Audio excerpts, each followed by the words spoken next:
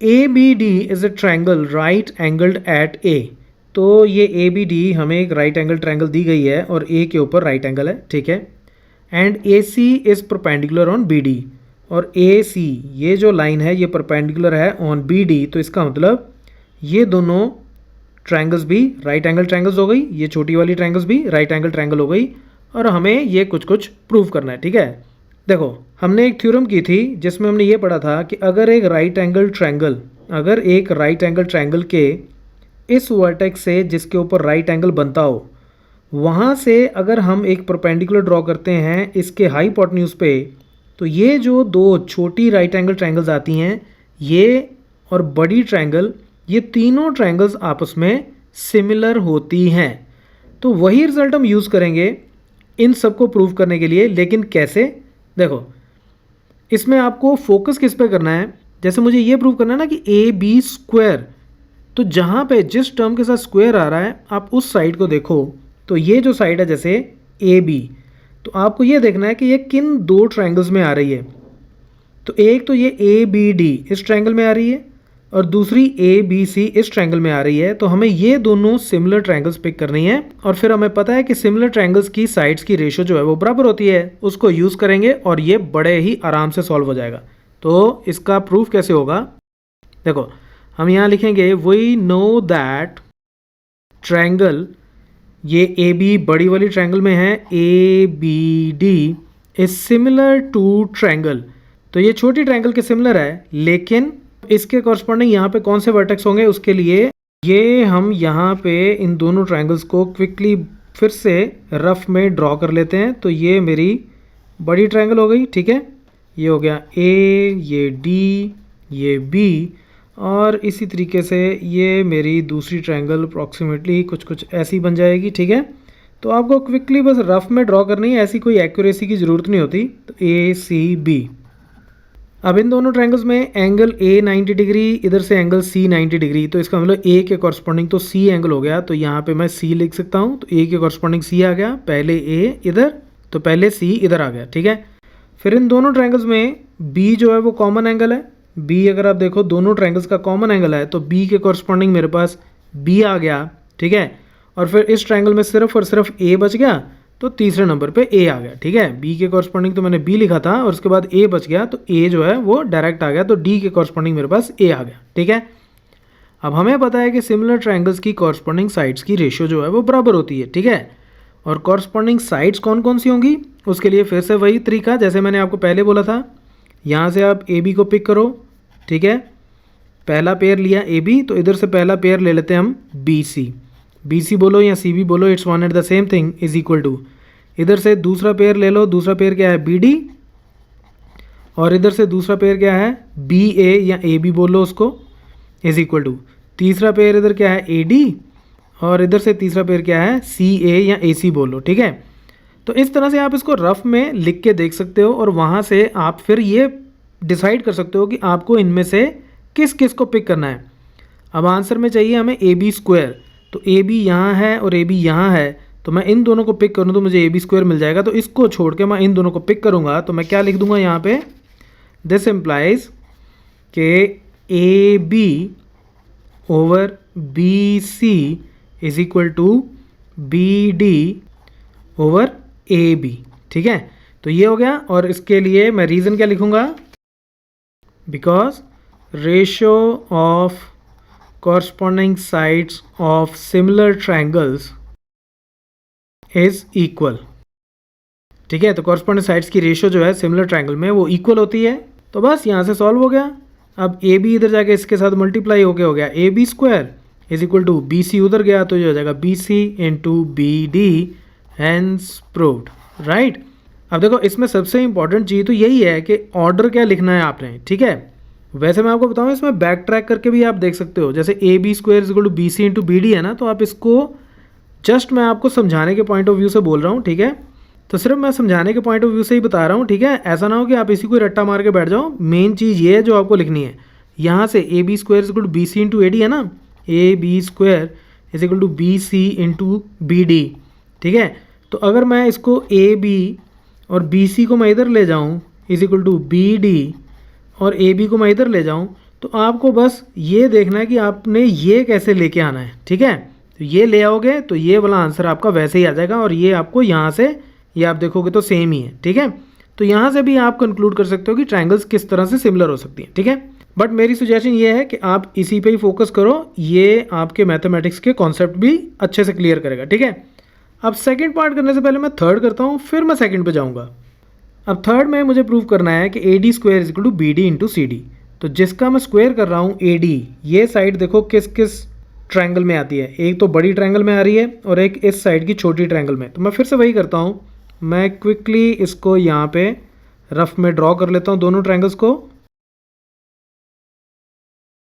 और अब A पे राइट एंगल, यहाँ C पे राइट एंगल, और हमें पता है कि ये दोनों ट्रायंगल सिमिलर हैं, तो मैं यहाँ पे लिख सकता हूँ कि we know that triangle ABD is similar to triangle. तो अब सिमिलैरिटी में मुझे क्या लिखना है, A के कॉरस्पॉन्डिंग C, तो A के कॉरस्पॉन्डिंग C, दोनों 90 डिग्री के एंगल हैं, तो ये आ गया।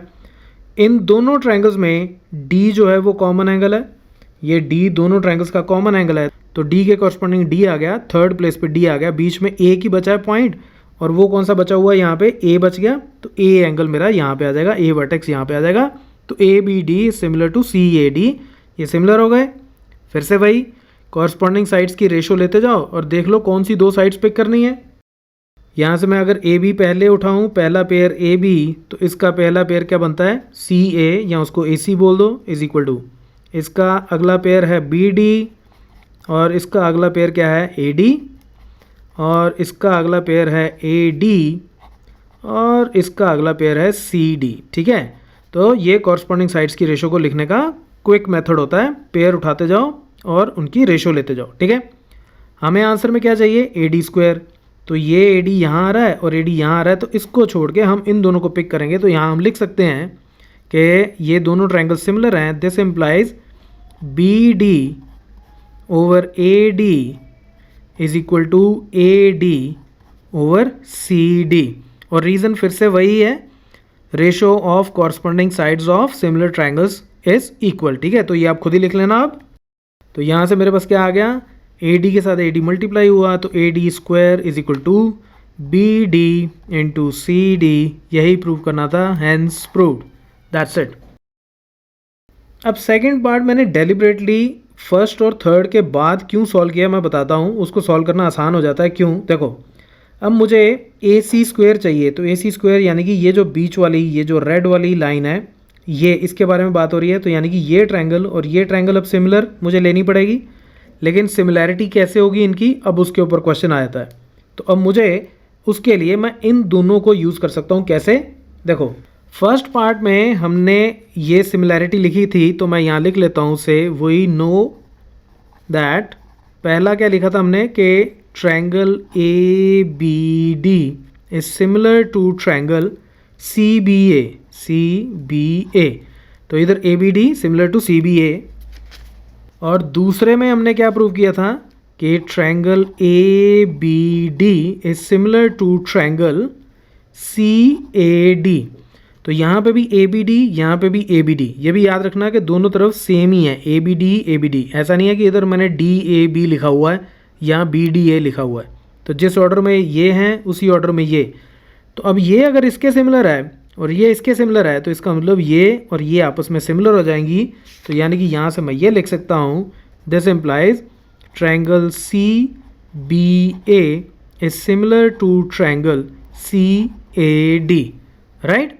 मैं इसका एक और भी तरीका आपको बताता हूँ कि कैसे किया जाता है, लेकिन अब इससे पहले मैं क्वेश्चन सॉल्व कर लेता हूँ। अब फर्दर फिर से वही, इसका पहला पेयर CB, इसके कॉरस्पॉन्डिंग यहाँ पे पहला पेयर CA, यहाँ दूसरा पेयर BA, और यहाँ दूसरा पेयर AD, फिर यहाँ पे CA, और यहाँ पे CD। तो ये कॉरस्पॉन्डिंग साइड्स की रेशो हो गई। हमें AC स्क्वायर चाहिए, AC का मतलब ये CA ये वाली साइड, और एक ये CA ये वाली साइड, तो इसको छोड़ देते हैं। तो यहाँ मैं लिख सकता हूँ, this implies CB over CA is equal to CA over CD। तो CA बोल दो या AC बोल दो, it's one and the same thing. तो यहाँ से क्या आ जाएगा, ये इधर जाके मल्टीप्लाई हो गया, तो ये हो जाएगा AC square is equal to CB into CD, hence proved, यही हमें प्रूव करना था। अच्छा, अब जस्ट इन केस आपको ये चीज़ ना दिमाग में आए कि आप इससे भी इसको पिक कर सकते हो, और मान लो ये दोनों आपको पूछे ही ना गए हो क्वेश्चन में और आपको डायरेक्टली यही सॉल्व करना हो, तब आप कैसे करोगे? अब मैं उसके बारे में बात करता हूँ। अब इसको करने का तरीका भी बड़ा आसान सा है। इसके लिए भी आप क्या करो, मैंने ये ट्रायंगल बना ली यहाँ पे ए सी बी, और यहाँ पे 90 डिग्री का एंगल, और एक ट्रायंगल मेरी और बनेगी, ये दूसरी वाली, तो ये सी, ये डी और ये ए, ठीक है। और यहाँ सी पे, यहाँ पे भी 90 डिग्री का एंगल, ठीक है। तो हमें पता है कि सी के ऊपर दोनों जगह 90 डिग्री का एंगल है, तो इसको जैसे मैं लिख लेता हूँ, से triangle A B C is similar to triangle C के कॉरस्पॉन्डिंग सी होगा, क्योंकि 90 डिग्री का एंगल है, तो सी के कॉरस्पॉन्डिंग थर्ड प्लेस पे सी आ गया, इधर तीसरे पे सी, इधर तीसरे पे सी। अब इन दोनों ट्रायंगल्स में जो आपस में एडजेसेंट ट्रायंगल्स होती हैं, जो छोटी वाली ट्रायंगल्स होती हैं, उनमें एक वर्टेक्स कॉमन है आपका ए, ठीक है, ये वर्टेक्स कॉमन है। तो आप ये याद रख लो कि इस ट्रायंगल का ए इस ट्रायंगल के डी के बराबर होगा, और इस एंगल का ए इस ट्रायंगल के बी के बराबर होगा। तो यानी कि इन दोनों का जो ए पे बनने वाला एंगल है वो आपस में बराबर नहीं होगा, वो जो बचा हुआ एंगल है वो उसके बराबर होगा इन दोनों एडजेसेंट ट्रायंगल्स में जिनकी एक साइड कॉमन है। तो इसका मतलब ए के कॉरस्पॉन्डिंग इधर मेरे पास डी होगा, और बी के कॉरस्पॉन्डिंग यहाँ पे मेरे पास ए होगा। तो A B C similar to D A C लिख लो। तो चाहे आप इसको ऐसे लिख लो, चाहे आप इसको ऐसे लिख लो, और उसका कोई फ़र्क नहीं पड़ता। क्यों फ़र्क नहीं पड़ता? जैसे ये सी अगर मैं पहले ले जाऊँ तो ये हो गया ट्रायंगल सी, पहले ले जाऊँ तो सी ए बी हो गया। तो सिमिलरली इधर भी सी फिर पहले नंबर पे चला जाएगा, तो ये सी डी ए हो जाएगा। और अगर मैं बी को इधर कर दूं और ए को इधर कर दूं तो ए इधर और डी इधर चला जाएगा। चलो मैं वो भी लिख देता हूं। तो ये हो जाएगा ट्रायंगल, बी को पहले लिख लो तो ये हो जाएगा C B A similar to triangle. इधर हमने ए बी को इंटरचेंज किया है तो इधर फिर ए डी को इंटरचेंज करना पड़ जाएगा, तो ये हो जाएगा सी ए डी। तो आप देखोगे कि सी B A C A D, तो चाहे ऐसे लिख लो, चाहे ऐसे लिख लो, चाहे ऐसे लिख लो, कैसे भी लिख लो, आंसर आपका सेम ही आएगा, right? So that's it from this tutorial. Keep watching मैथमाफिया।